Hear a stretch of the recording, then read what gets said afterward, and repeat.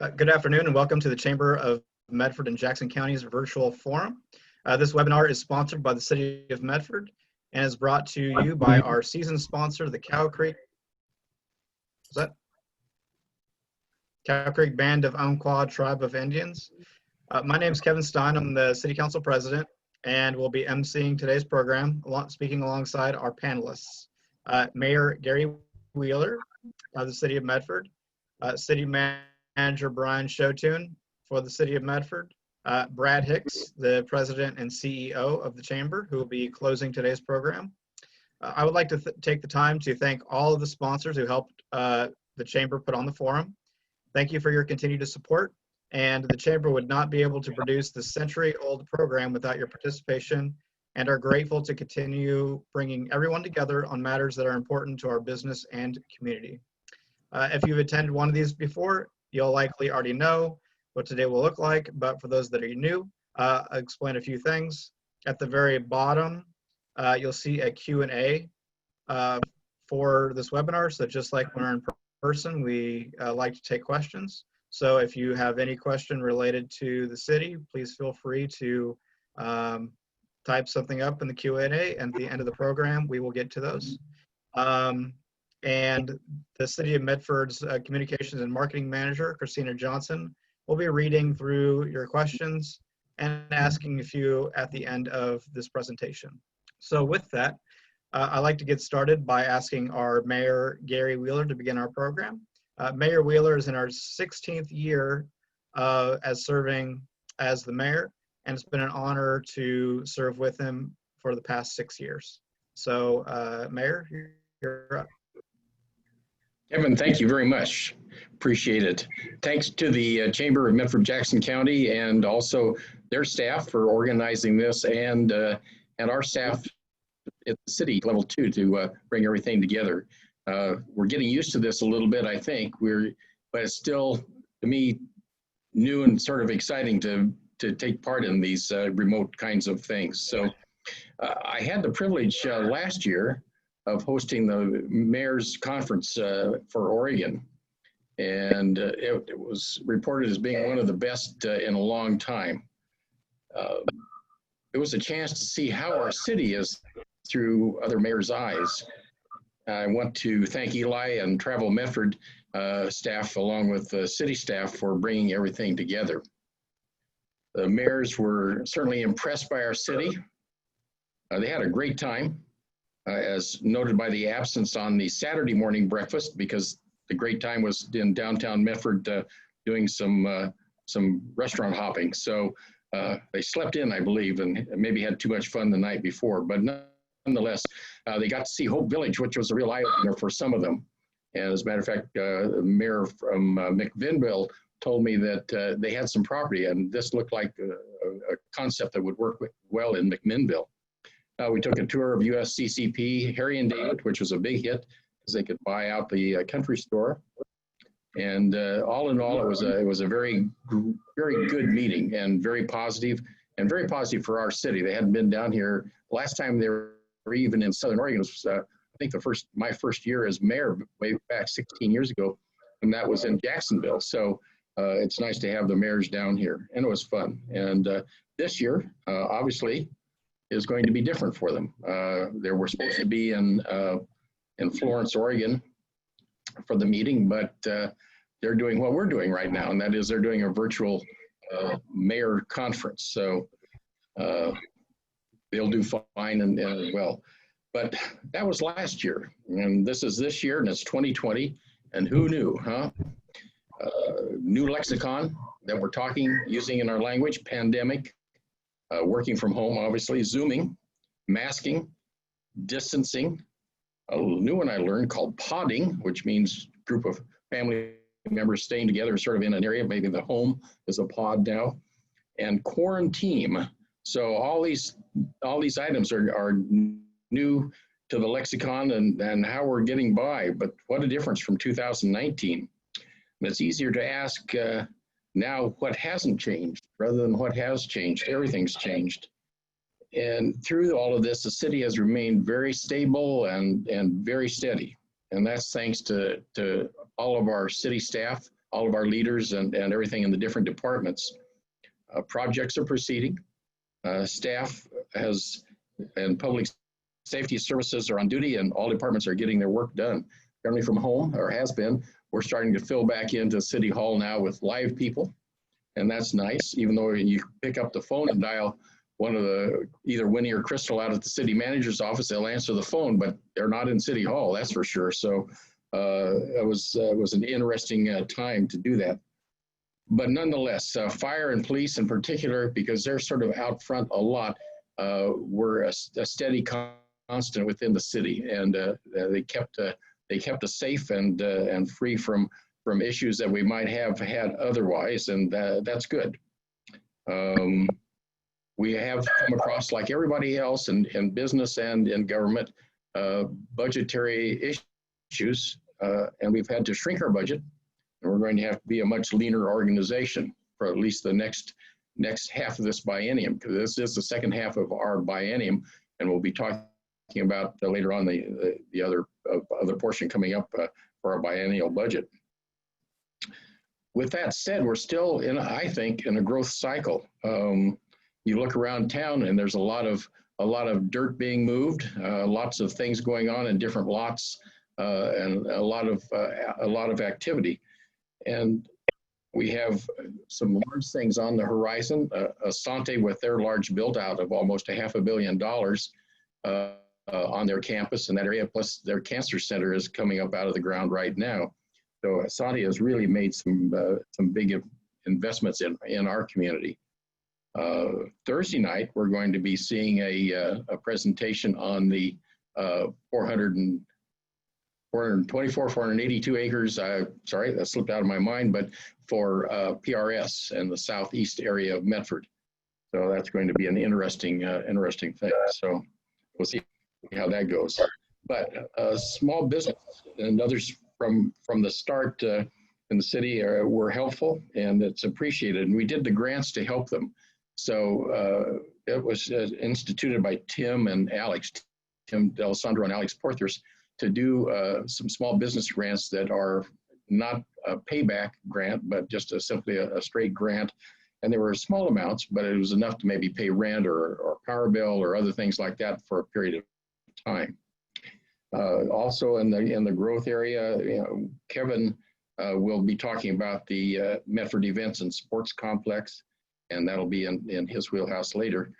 But basically, we're trying to keep everything moving along. Planning staff is still doing all of their things, including code changes to make it easier to do other things in the city and to come along with that. So I'm very pleased with how we've handled this crisis, and it is a crisis in a way.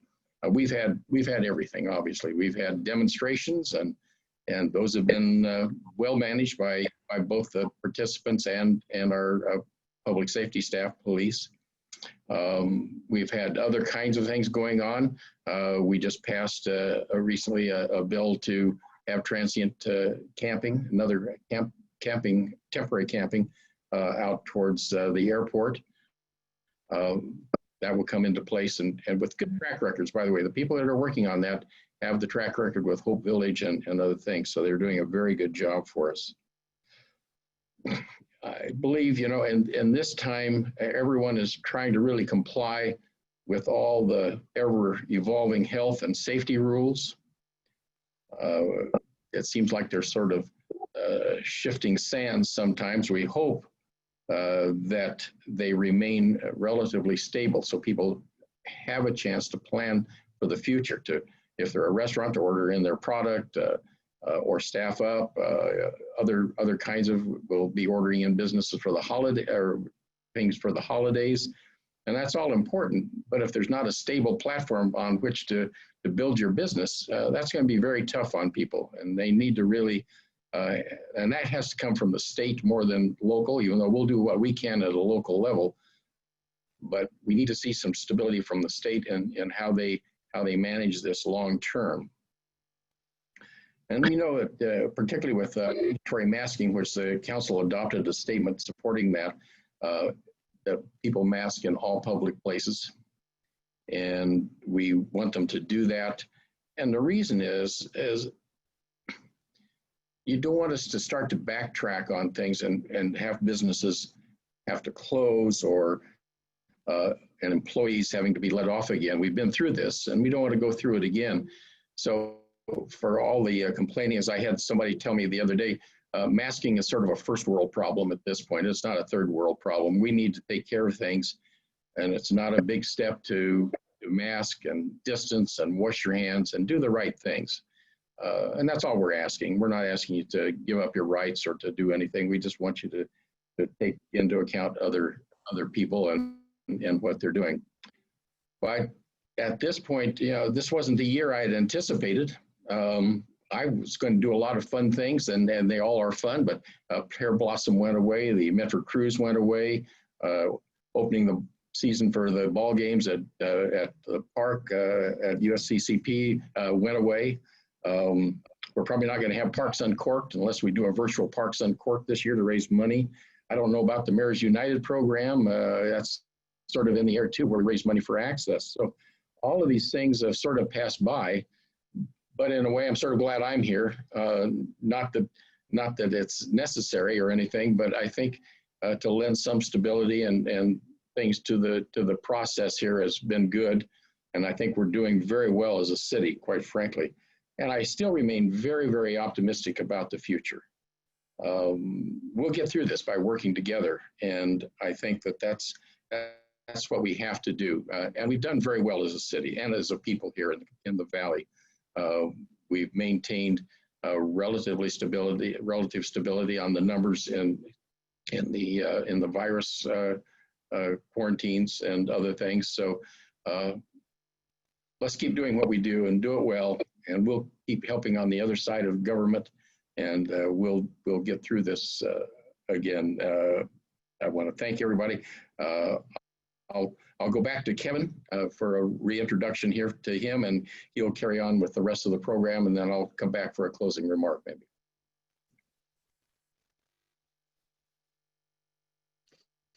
Great, thank you so much, Mayor.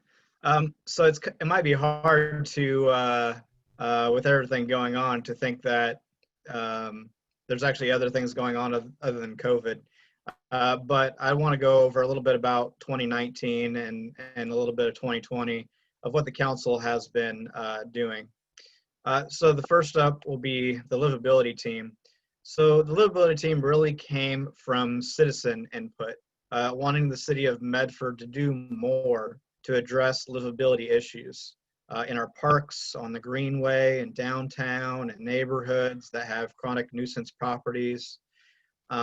Since its inception in, I think, October, the team has helped individuals work through housing applications, locate rent, security deposit assistance, giving out bus passes, helping get proper ID for employment opportunities, and working hard to build relationships with our community stakeholders for high risk,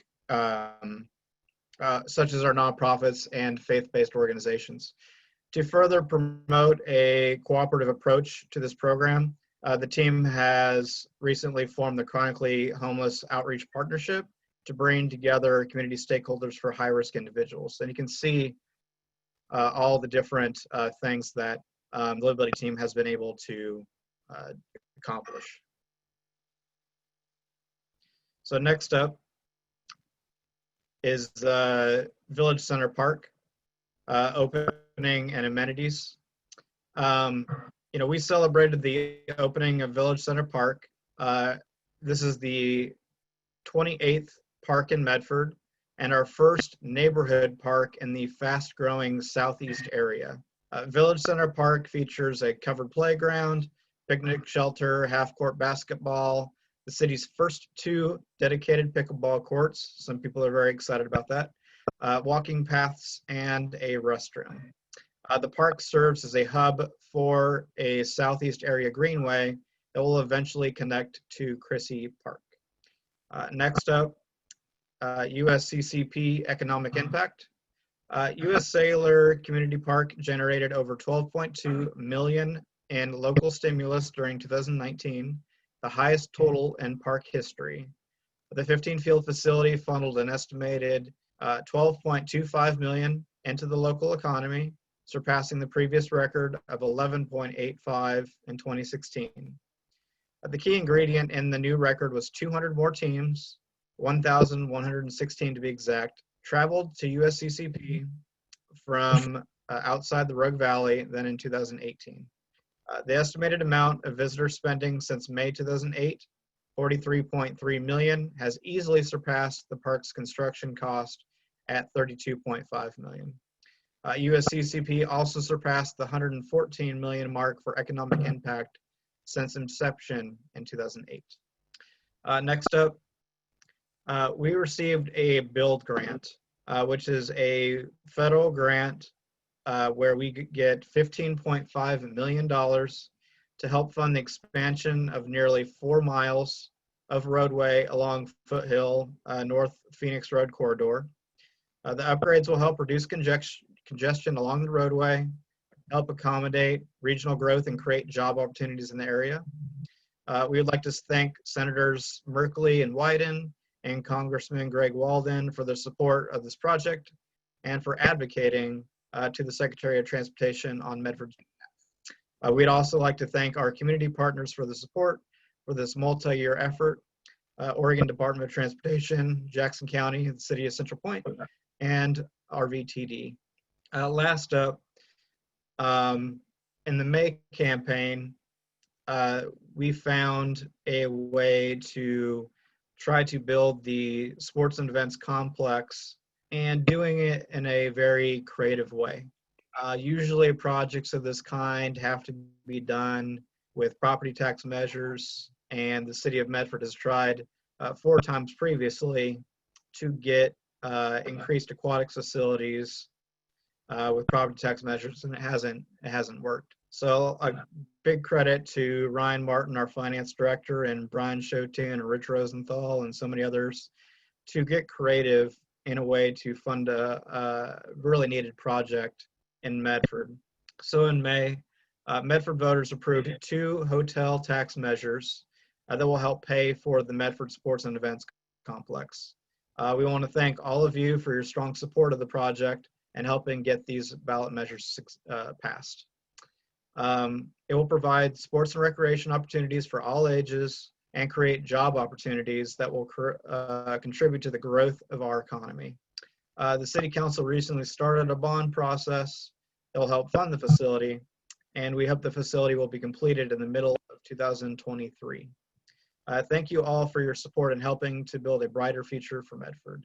And along with that creativity, we know that not everyone might have supported the ballot measure, but there's a commitment among the staff and the elected officials to truly go and do everything we can to get this in a reasonable budget and have this really be a gem, just like USCCP is with all of the great numbers we see there. I really do see this indoor facility being something that we can be proud of. And with that, I introduce City Manager Brian Sjothun, who is completing our 4th year as our city manager. Brian?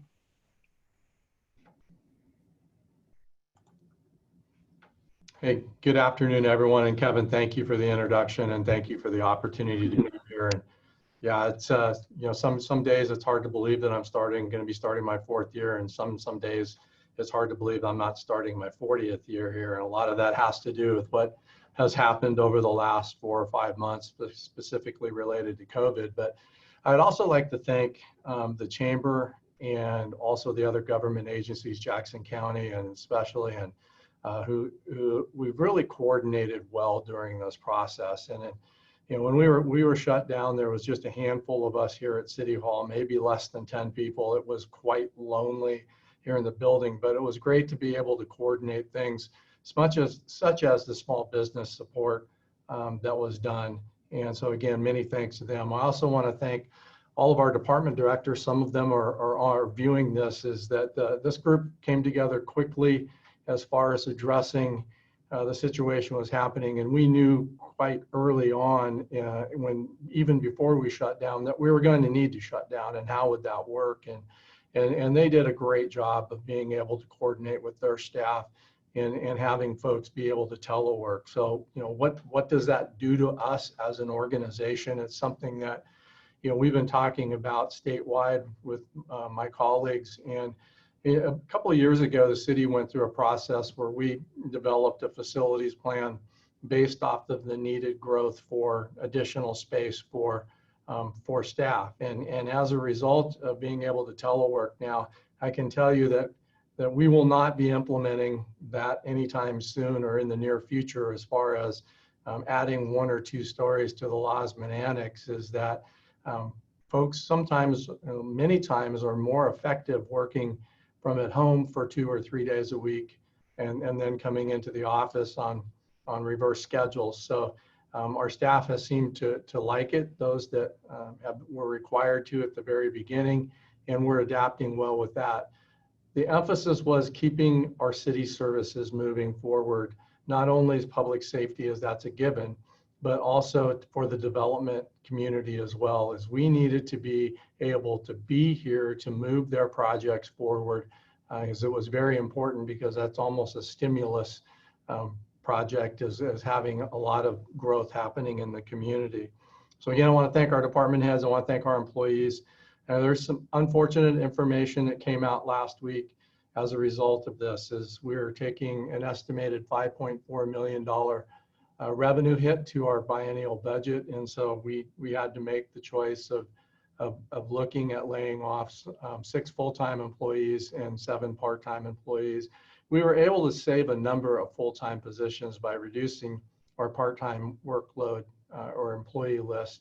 And so we're still being able to provide the services that are needed. It's just an unfortunate thing that's happening again across the nation. There was an article last month that came out that in the early impacts to COVID-19 is that government, nationwide has lost 1 million jobs, and there are other cities, most particularly from Eugene north and even in the Bend area. We don't like to mention Bend. It's that city over in Central Oregon that are laying off or having to lay off and reduce services much more than we are here in Medford. So it's an unfortunate thing that's happening. Some other things that we've been able to do, I appreciate Kelly Matting coming back to the city of Medford. It was great having her back in our offices, and she's been working with our planning department and public works and being able to provide downtown dining options where restaurants can expand onto the sidewalk and also into parking lots. We're also looking at potentially closing some streets to allow for restaurants to move into those areas. We put on hold the visioning process of something that I talked about last year that would be going through. It was when the RFP went out, it was really tough for us to decide how we were going to move forward when we couldn't have contact. But I think the community has done great in being able to provide their input in different ways other than coming to a meeting and putting a dot on something that they would like to have. So we're going to be discussing with the council a week from Thursday about potentially moving forward with that process. And again, I've appreciated the support that we have gotten in our community and trying to determine where we're going to be in 20 years from now. Of course, then again, when pandemics hit, a lot of things change. And so maybe we need to look at 5 or 6 years down the road. So our initial COVID response, council had great vision. They have a vision fund made up of the marijuana tax revenues, and issued $100,000 almost immediately in grants to nonprofits to provide food, shelter, and utilities, with the emphasis was really keeping people from becoming homeless. And so I appreciate the work that was done there. As we mentioned before, the $250,000 that was provided as business grants to our community that really helped a lot of small businesses. So as the mayor alluded to, and also as Kevin has done well as well, is not all news is bad. There is, we have not slowed down as far as growing as a community, and the mayor did touch on the annexations. And so I just want to give a few numbers here. The 30 acres in the northwest corner of South Stage and Kings Highway in the southwest portion of the town.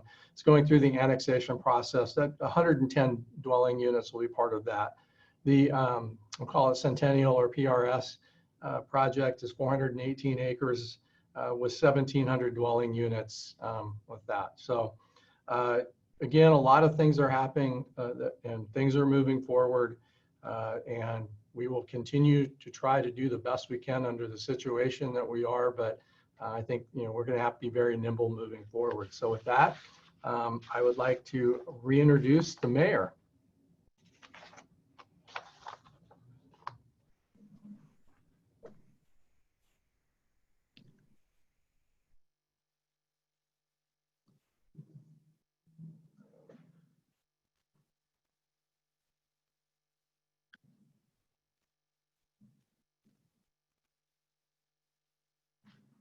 There we go. Too many buttons to push here well, I want to thank everybody for giving us the opportunity to present today. It's been absolutely great. And what I enjoyed in the 16 years that I've been mayor has been the introduction to new people, new friends, people who have an interest in our community. Our volunteers, I can't say enough about the people that volunteer for everything and what they're doing. And I think it's wonderful. We couldn't do it without them, quite frankly, and that's really important for us to know. So what I would like to do is to say that it's been a great honor and a great privilege for me to serve the citizens of Medford. I will miss it dearly, and I won't miss it. I don't know what I was looking at my schedule for after the first of the year, and it's blank. I have no schedule. So I don't know. I've got all this free time and I don't know how to use it, I guess. So nonetheless, it's important for us to be positive at all times. I'm very optimistic about our city, as Brian reiterated. We are growing, and in a downtime, we will come out of this as a city and be stronger than ever, I believe. People are discovering Southern Oregon, and perhaps that bodes well for the rest of the city. We're going to see growth, and with it comes other things, and we will try to, I say we, the city, the new city council, the new mayor, will try to manage all of that and do a great job.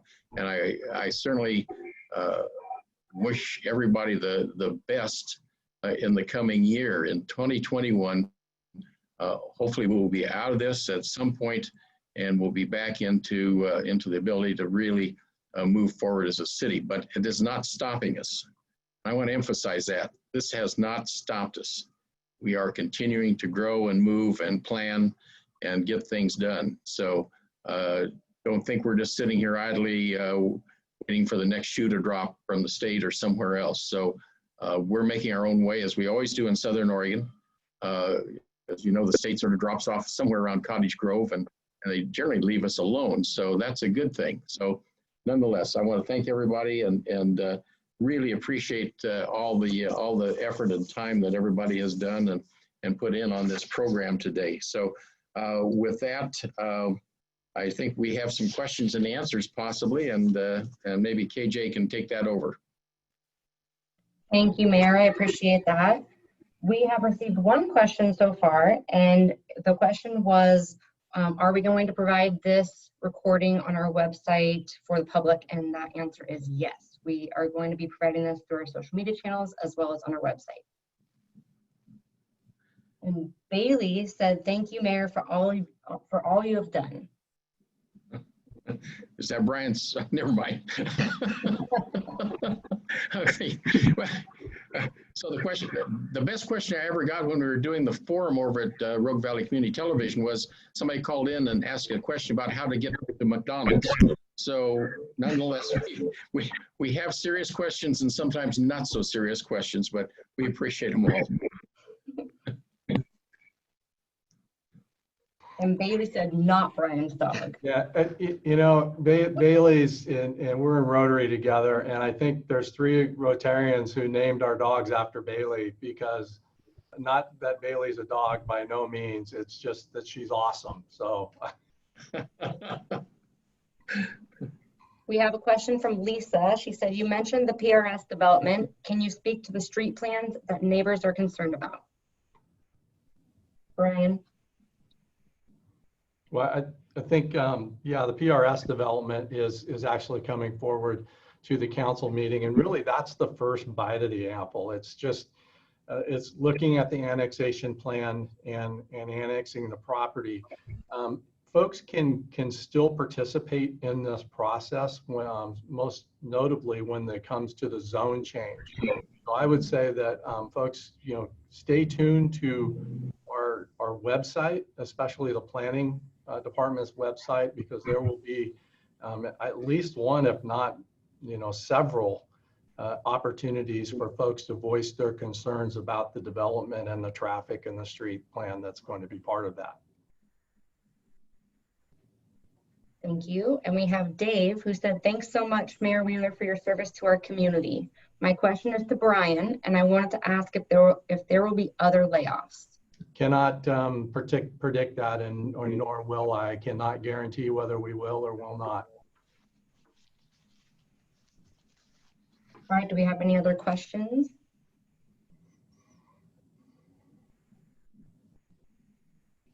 Lynn asked, how about a shout out to another major economic development project, the move of Kid Time to the Carnegie Library, thereby becoming the Children's Museum of Southern Oregon. Thanks, Lynn. We have Alan. Councilmember Stine mentioned the livability of the Greenway and our city parks. Can Mr. Stine explain how livability of our public parks is something we should be concerned about? Yeah, I mean, it's as Brian knows with his work on being in Parks and Rec, unfortunately, there's more resources being put into parks in the Greenway and other places, and there's still issues. One of the things Brian's mentioned, which COVID obviously has an impact on, but one of the things Brian's mentioned before is the people that live in the area and the people that care about those parks, being more visual and participating and doing their part to, clean up the park when they can.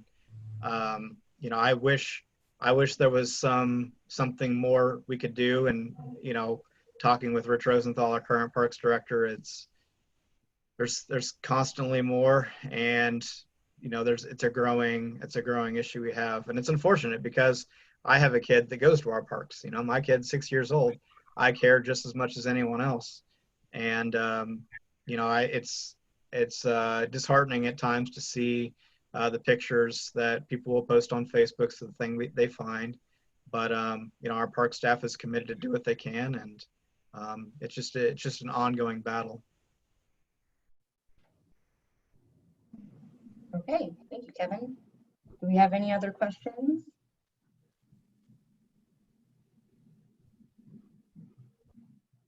I'm not seeing any additional questions come through. So I'm going to bring on Brad Hicks to close our program.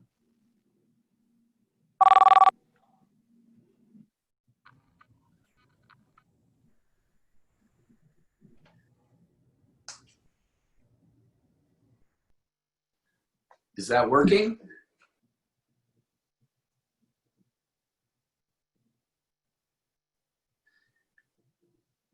Hang in there. I don't know if anybody can hear me, but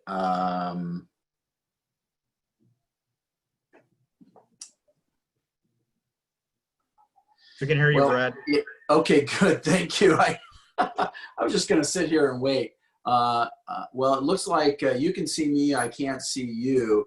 So just really quickly, I want to say thank you to everybody for being here today. I want to say particularly thank you to the City of Medford for this State of the City. Thank you, Kevin. Thank you, Brian. And thank you, Mayor. And especially thank you, Gary, for your years of service to the community, not just as mayor, but as a past chair of the chamber board and all the many, many things that you've done I don't know if people caught this, but in one of the slides, it mentioned your service, and you are now Medford's longest serving mayor. So thank you, and we appreciate your service and accomplishments. I also want to say thank you to Cow Creek. I want to say thank you to all of the monthly sponsors, the table sponsors, and everybody that helps us make this possible. This is not the State of the Chamber address, but I think most people know that 501c6s were not eligible, still are not eligible for any PPP or SBA assistance.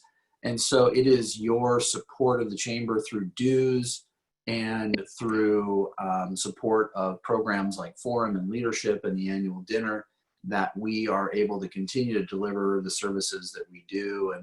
And we greatly appreciate it and need it very much. So thank you. I also want to say thanks to everybody for their patience. I know everybody's got a little bit of Zoom fatigue at this point and FaceTime fatigue, but as the mayor mentioned, as Brian mentioned, and others, there are some good things coming as a result of all this, and meetings are becoming a little more efficient and less expensive, and those are good things. We are thankful for the continued growth in the area of sectors like real estate and construction, trucking, and others, so that's all good news. But before we give you the summer off from Forum and some of those other programs, we want to share what we think is exciting news. We are, and I see some questions popping in, but we're going to deliver, or attempt to deliver, some of these programs that our members have enjoyed, in some cases for 100 years, in a hybrid way. This has been great for Forum, for example, to continue to be able to meet for the last 4 months while we've all been sheltered in place. But it's also presenting some great opportunities to bring speakers to our community that we might not be able to otherwise. I'll give you an example. This Friday, I'm participating in a call with Dr. Fauci. And that is, quite frankly, something that would not probably normally be possible. So I'm excited about that. I'm looking forward to it. And I'm not saying we can get Dr. Fauci, but I am saying that there have already been some fantastic speaker opportunities that have popped up that we'd like to be able to take advantage. So in the next couple of weeks, we're going to be reaching out to our sponsors to talk about some of those opportunities and see if we can actually pull it off. So kind of a hybrid. We might have months where we meet in person at the country club, but the speaker is virtual, and we'd have them on a set of large screens and bring you programs that we might not be able to otherwise. So look for more information about that. Speaking of summer, of course, it's heating up, and with that, so too are so many of the issues that we normally think about: wildfires and water. And I want to assure you that the Chamber has redoubled its commitment to lead on those issues and infrastructure, transportation infrastructure, all those sorts of things, upcoming elections. So those don't go away, and we have stayed, and we will stay committed to working on those issues on your behalf. I guess last but not least, again, before we send you off for the summer, I want to encourage you all to stay safe, follow the protocols. I know there's a lot of debate about how right or how wrong some of the decisions are that are being made are or aren't. And what I can tell you is in talking to our members, hundreds of them over the last 4 months, they want and need to get this local economy reopened. And I would just encourage you to do what we need to do to make that possible. This is a very evolutionary process, and it's going to take a commitment from all of us to get this behind us, and hopefully it's sooner than later. So again, thank you so much for supporting this program. I have to tell you a funny aside, and then I'm sure Lydia is going to give me the hook here pretty quickly. But if you've noticed the historical piece in the Mail Tribune that chronicles news from 100 years ago, Chamber Forum has been featured in there quite a bit. And I would say that even we were not aware of or couldn't find materials that supported the fact that this program is now 100 years old, making it the largest and oldest speaker series in the state. But there was a contest to create a song for Medford, and I wanted to tell the mayor and Kevin and city manager this. But it was from 100 years ago, but we've actually received some submissions for Medford songs. So we might have a new Medford song on the horizon. Anyway, thank you again. Thanks for your support. Thanks to the city and Cow Creek and all the sponsors. And I just want to wish you all a very, very safe and enjoyable summer. Thank you.